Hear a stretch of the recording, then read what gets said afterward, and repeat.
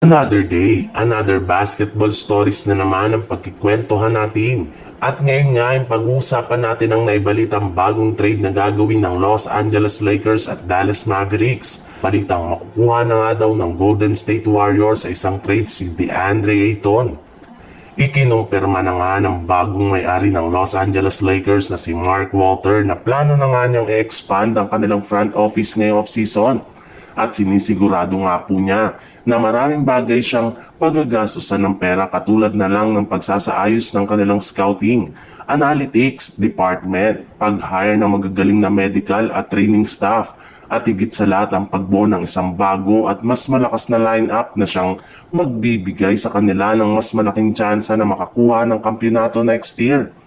Pero habang hinihintay nga po ng kanilang team ang official na pagbubukas ng off-season, especially ng free agency, ay nakatutok muna sila sa pagtanggal ng ilan sa miyembro ng kanilang team, kagaya na lang ng posibilidad na pag-trade na nila kay Austin Reeves sa Dallas Mavericks.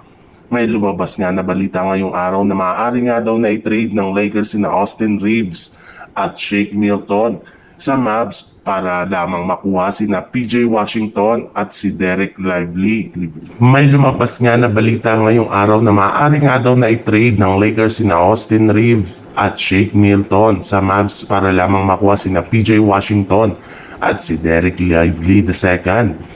Sa ibang balita naman, ibinulgar na nga ni Stephen Curry noong nakaraang araw na gusto na nga po niya na panatili ng Golden State Warriors ang kanilang kasalukuyang lineup hanggang next season, since malaki nga ang kanyang paniniwala na magiging competitive pa rin sila kapag naging healthy ang lahat ng kanilang mga manlalaro.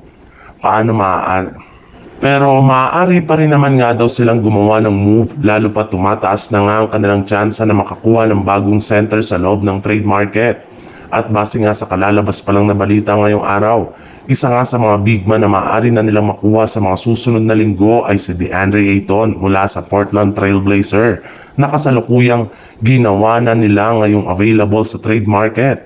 In fact, maaari nga nila ito na makuha gamit ang kanilang mabubuong trade package na kinabibilagan nina Jonathan Kuminga, Brandon Podziemski, Moses Moody at isang future first round pick. Nga kay Ayton ay makukuha rin naman nga nila dito si Shadon Sharpe at si Scott Henderson.